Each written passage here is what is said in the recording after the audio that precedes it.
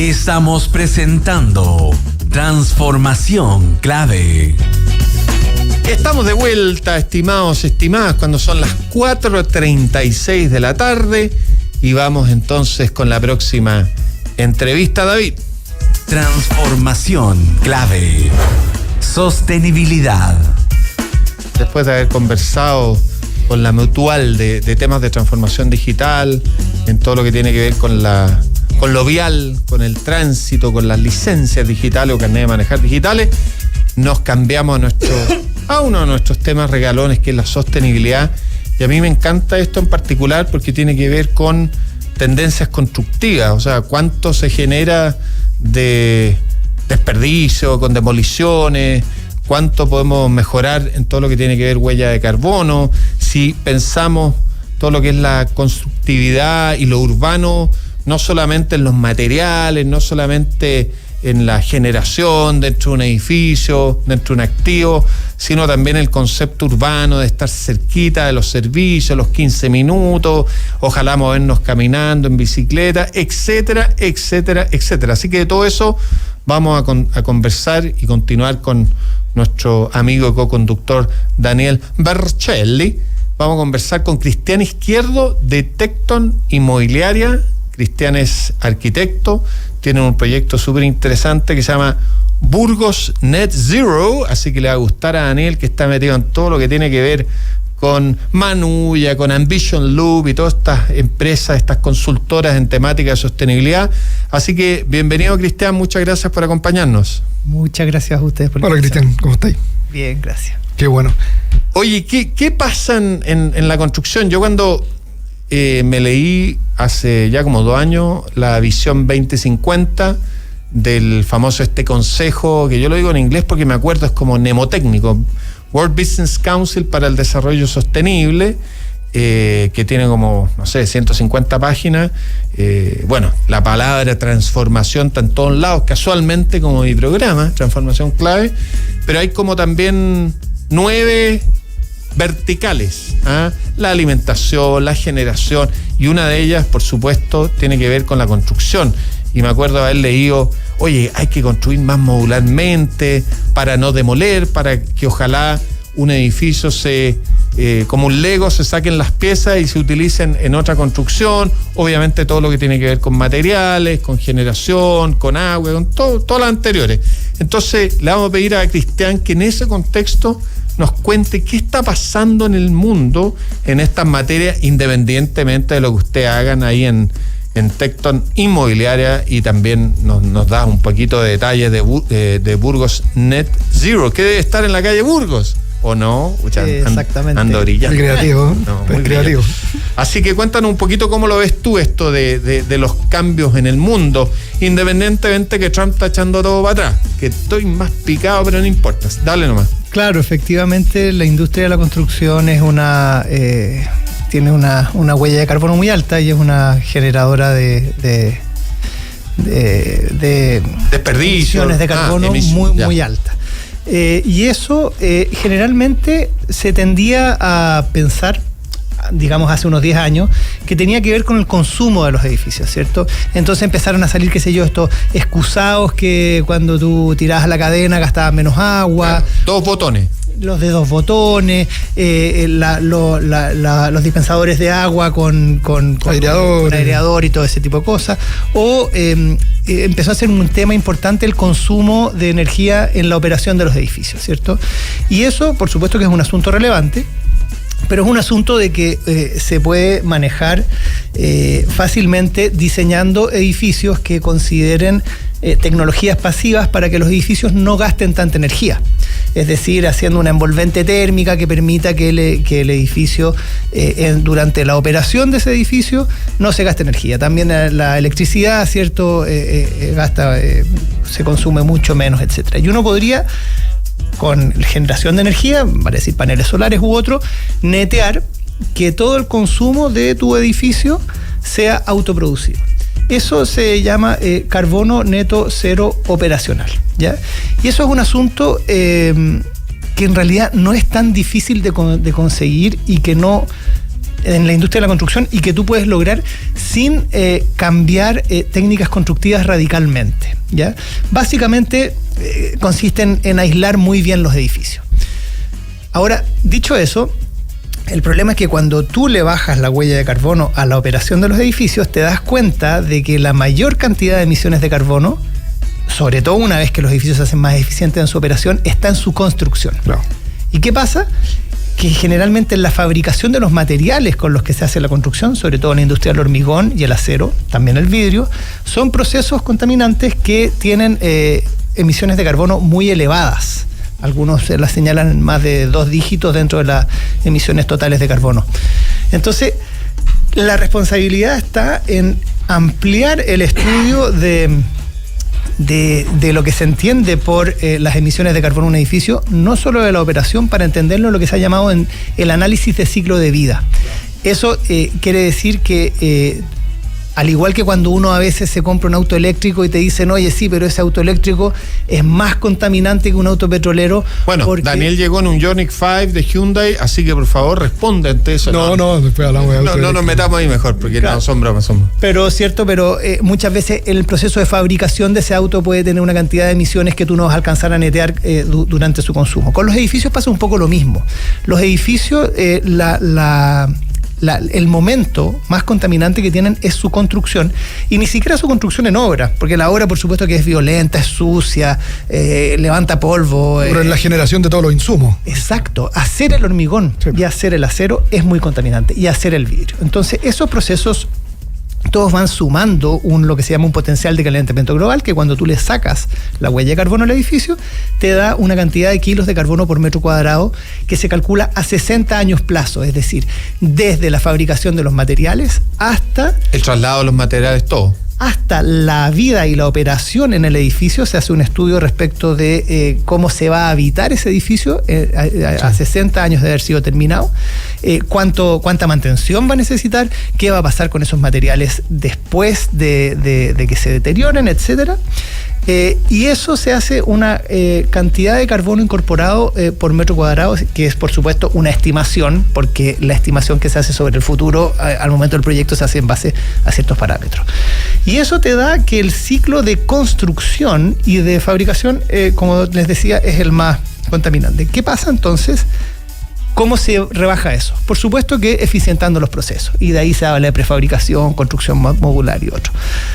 Pero esos procesos siguen sin afectar todavía, por así decir, la fabricación misma de esos materiales. Y de ahí que haya surgido la madera como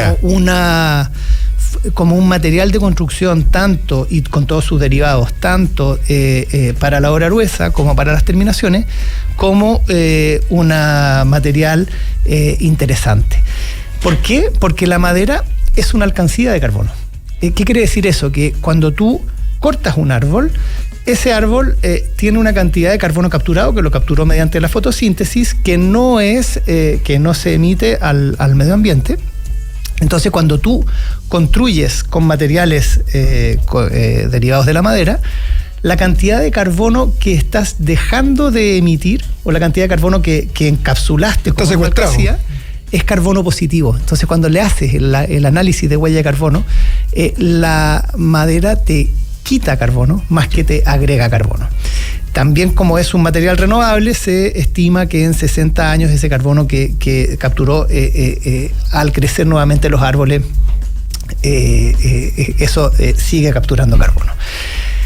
La apuesta de Burgos Net Zero y de otros proyectos que estamos desarrollando con Tecton Taller es una construcción que trata de hacerse cargo de todas las variables que tú estabas mencionando. O sea, no solamente... Claro, porque hemos conversado sobre todo de huella de carbono, pero de repente hay temas como los residuos. O fomentar el transporte público, ¿cierto? La ubicación en la ciudad, tratar de construir en localizaciones de la ciudad que ya tengan infraestructura subutilizada, densificación equilibrada, formas de vida, etcétera. A promover una forma de vida ciudadana y que promueva los vínculos entre las personas que viven ahí, se agregaría esta responsabilidad con la construcción misma, en este caso en madera. Y nosotros creemos que esa construcción no solo, permite hacer estos edificios carbono neutrales, sino que también permiten una nueva elocuencia, una nueva belleza, por así decir, relacionada con estos valores, que genera una imagen deseable de cómo podríamos vivir en el futuro.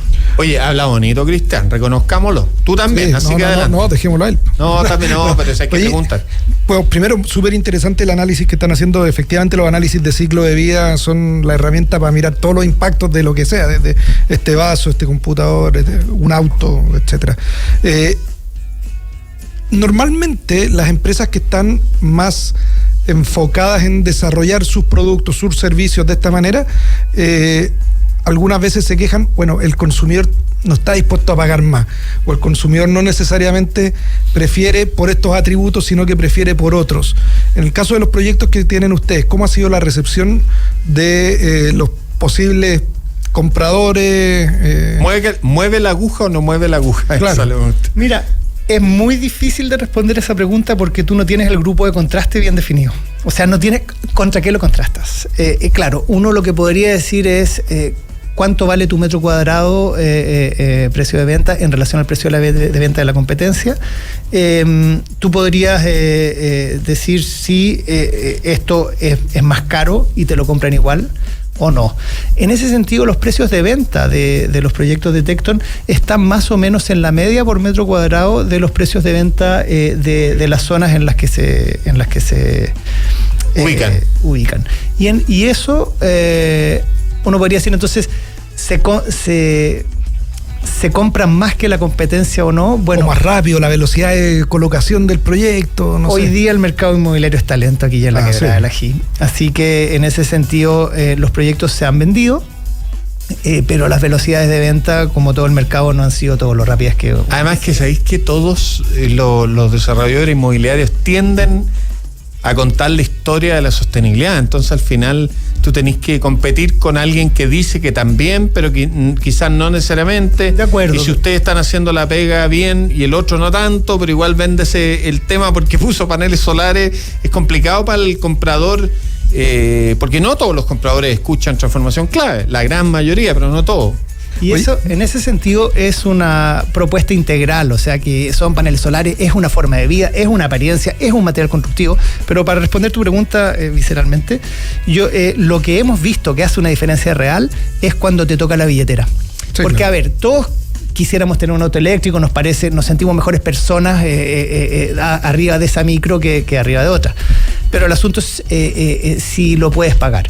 En ese sentido hay dos asuntos. El primero es que tú no puedes salir a vender más caro que la competencia, sino que lo que tú vendes tiene que tener el valor por metro cuadrado similar al de la competencia. Tiene que ser competitivo. Tiene que ser competitivo. Sí. A donde tú te vuelves más competitivo es por dos motivos. Cuando le demuestras a tu comprador, y eso nos ha pasado porque casi todos los compradores que tenemos nos han escogido por eso, en buena medida, aunque uno nunca sabe bien por qué te escogen al final. Pero bueno, ellos nos han señalado dos asuntos. El primero es que tu cuenta mensual baja. Sí, la cuenta mensual de electricidad, de calefacción, de lo que sea, exacto. Me imagino. Cuando tú lo puedes llevar a precio a tu consumo mensual, eso para el comprador resulta un atractivo relevante, y en este caso es así porque toda la energía que el edificio ocupa para operar es autoproducida. Entonces tu gastos comunes, tu costo de vida es muy bajo. Y luego, porque en la economía verde están surgiendo cada vez más créditos con tasas preferenciales para proyectos con esta certificación. Y eso por un motivo muy simple, porque también los bancos tienen que endeudarse a su vez, y cuando se endeudan aguas arriba necesitan mostrar un cierto índice de créditos verdes. De créditos verdes. Eso es súper interesante para que lo toquemos en algún programa, porque todo lo que el mundo financiero está haciendo por la aceleración a través de cómo van a buscar fondos los bancos chilenos afuera, con qué condiciones, por qué esas condiciones son mejores, que al final está todo asociado a riesgos distintos. Creo que eso es súper interesante. Y te me adelantaste a la siguiente pregunta, que era, bueno, ¿y cómo se están financiando estas compras? Y si hay ahí un driver en el fondo de compra para las personas que están queriendo adquirir una unidad, si el financiamiento lo estaban notando ustedes como distinto también. Ya hay 3 o 4 bancos que tienen créditos verdes y nosotros apelamos a ese comprador a decir, mira, vamos a salir a vender en un precio igual al de la competencia, pero esto tiene 2 asuntos que a ti te pueden interesar y que van a hacer tu día a día más razonable. Tú pagas lo mismo, pero te endeudas a una mejor tasa, por lo tanto tu hipotecario es más barato que la competencia y tu costo de vida en pago de cuentas mes a mes es más claro. Finalmente, esos son cuando la cuestión te toca la billetera, sí, como es cuando verdaderamente estás dispuesto a dar ese paso. La otra retórica, todo lo que tiene que ver con la construcción en madera y todo eso, nosotros lo hacemos por convencimiento propio y porque nos interesa mostrar ese mundo posible, pero no es algo que uno pueda medir si es que es tan relevante como decisión de compra o no. Claro. Oye, Cristian, yo te quería preguntar por esto que tú hablas de habitar, cómo habitamos, como también una parte conectada con la sostenibilidad, con este nuevo mundo, cómo nos relacionamos con nuestro entorno. ¿Qué es lo que hacen en términos de recuperar la comunidad, la interacción, fomentar la interacción? Por ahí leí que hay algún diseño que se inspira en los antiguos CITES chilenos. ¿De qué se trata eso? ¿Entretenido? Claro, sí, nosotros, mira, es un poco burdo llamar CITES a proyectos que en realidad la tipología de CITES tiene que ver con un grado de densidad y de costo UF por metro cuadrado que se asocia más bien a la vivienda social que a proyectos en Las Condes o Providencia. Es verdad. Nuestros proyectos.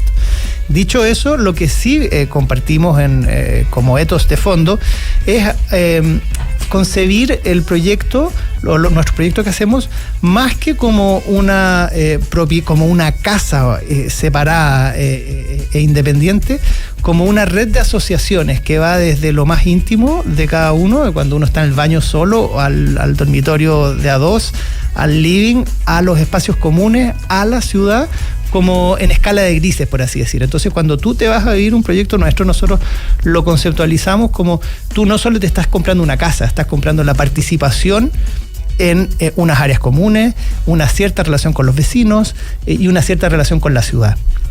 Eso se traduce, para ser bien como rápido, en que nuestros edificios tú no puedes muchas veces identificar y decir, ahí está mi casa, sino que los espacios comunes tienen una independencia formal que no es solamente lo que quedó entre medio de cada unidad de vivienda, sino que en general tienen el tamaño y los bordes definidos para que sean concebidos como un recinto y como el recinto más importante del proyecto en términos de tamaño.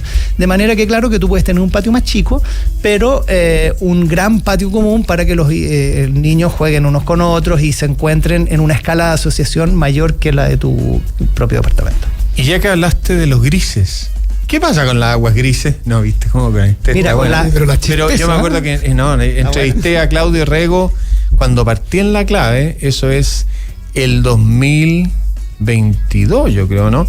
Y ahí me comentaba que el tema de las aguas grises, que faltaba el reglamento, que estaba la ley, no el reglamento, que todavía no estoy tratando de imitar la voz del gobernador, ese es mi voz.